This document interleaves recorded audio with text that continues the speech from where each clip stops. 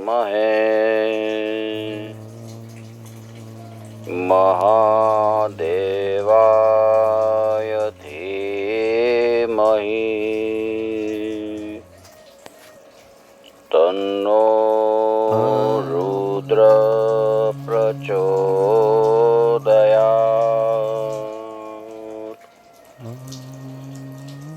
श्री गणेशाय नमः।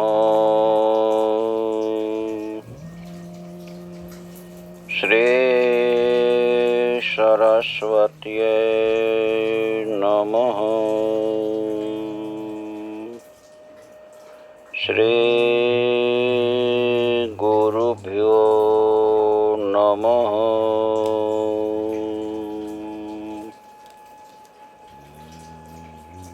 श्री शिव महापुराणની અંદર પ્રવેશ કરતા શરદ કુમારો કથા કરતા કહે છે કે જ્યારે વિષ્ણુ ભગવાને વરાહ રૂપ ધારણ કરી અને હિરણ્યાક્ષ દૈત્યનો વધ કર્યો ત્યારે એના માતા દિતિ બહુ દુઃખી થયા. તે વખતે પ્રહલાદ નો મામો દુંદુભી નિરહાદ એ મહામાયાવી અને વાચાળ હતો. દિતિ પાસે જઈને મીઠી ભાષામાં આશ્વાસન આપે છે. પોતે હિરણ્યાક્ષનું વેર લેશે એવું કહી અને દિતિને શાંત પાડી. દૈત્ય વિચારે છે કે દેવોને કેવી રીતે જીતી શકાય. દેવોએ જ હિરણ્યાક્ષને મરાવ્યો છે. આ દેવોનું બળ આવે છે ક્યાંથી? વિચાર કરતા કરતા એને ઉપાય હુઈજો છે કે આ બધાયનું મૂળ બ્રાહ્મણો છે. દેવોને આહાર યજ્ઞમાંથી મળે છે. યજ્ઞોની ઉત્પત્તિ વેદોમાંથી થાય છે અને વેદનો આધાર બ્રાહ્મણો છે. જો બ્રાહ્મણો જ ન હોય તો યજ્ઞ કોણ કરાવે? અને યજ્ઞ ન થાય તો પછી દેવોને ભોજન મળે નહીં એટલે એ નિર્બળ બને.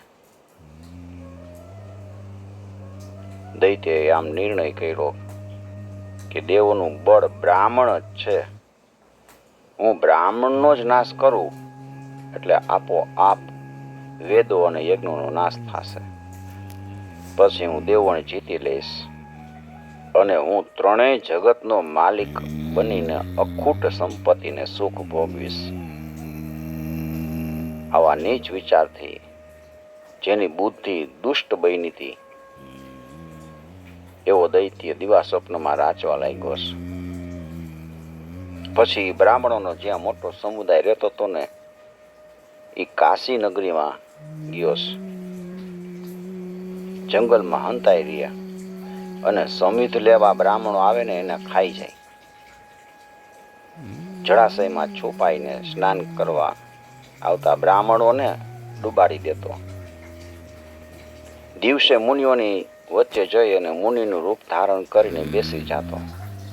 એના માર્ગના આશ્રમમાં જે માર્ગો હોય ને એ જોઈ આવે. રાત્રિના એ વાઘના રૂપે પર્ણકુટીમાં જઈ અને બ્રાહ્મણોને ખાઈ જતો. આવી રીતે એને બ્રાહ્મણોમાં હાહાકાર ફેલાવી દીધો. એકવાર શિવરાત્રિ આવી. શિવ ભક્ત બ્રાહ્મણો પરમેશ્વરની આરાધના કરવા લાગ્યા છે. એક પર્ણકુટીમાં પવિત્ર બ્રાહ્મણ રહેતો હતો. એ દૈત્યની નજરમાં આવ્યો હતો. એ પવિત્ર બ્રાહ્મણ મંત્ર વડે કવચ અને ન્યાસ ધારણ કર્યા હતા. એટલે દૈત્ય એને દબાવી શક્યો નહીં, પણ એણે વાઘનું સ્વરૂપ ધારણ કર્યું અને બ્રાહ્મણને ખાઈ જવાનો લાગ જોતો હતો. એ જ સમયે ભક્તવત્સલ ભગવાન શંકરે દૈત્યનો દુષ્ટ વિચાર જાણી લીધો અને ભક્તનું રક્ષણ કરવા માટે કૃપા કરી. જેવો દુંદુભી બ્રાહ્મણને પકડવા ધઈસો તેવા ત્રિશૂળધારી શંકર ત્યાં પ્રગટ થયા અને શિવલિંગમાંથી તેજ પ્રગટતું જોઈ દૈત્ય એના ઉપર આક્રમણ કર્યું છે. શંકરે એને પકડી લઈને બળપૂર્વક બુગલમાં દબાવી દીધો અને કઠોર વજ્ર જેવા મુષ્ટિ પ્રહારથી એને મારી નાખ્યો. મરણ પામતા દૈત્યના બરાડાથી આજુબાજુના તપસ્વીઓ બધા જાગી ગયા. એણે પર્ણકુટીમાં આવીને જોયું તો અદ્ભુત સ્વરૂપમાં દૈત્યને બગલમાં દબાવી રાખેલા સદાશિવ ભગવાનને એમને દર્શન થયા છે. મુનિ એમની પ્રાર્થના કરવા લાગ્યા છે. ગંગા તરંગ રમણી જટા કલાપમ ગૌરી નિરંતર વિભૂષિત વામ ભાગમ નારાયણ પ્રિય મનંગ મદાપહારમ વારાણસી પુરપતિમ ભજ વિશ્વનાથમ વાચા મનો ગોચર મનેક ગુણ સ્વરૂપમ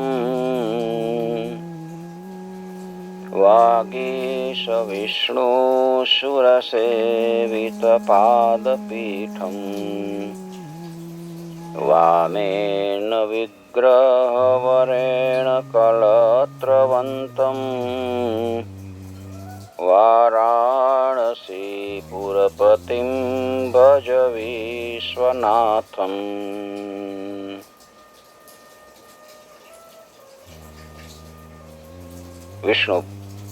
વિશ્વનાથ ભગવાન પ્રસન્ન થઈને બ્રાહ્મણોને અભય આપ્યું છે.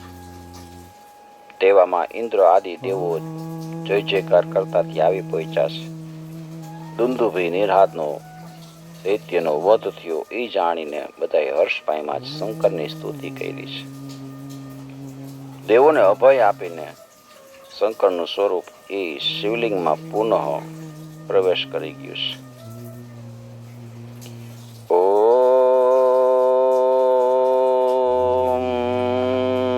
નમઃ શિવાય.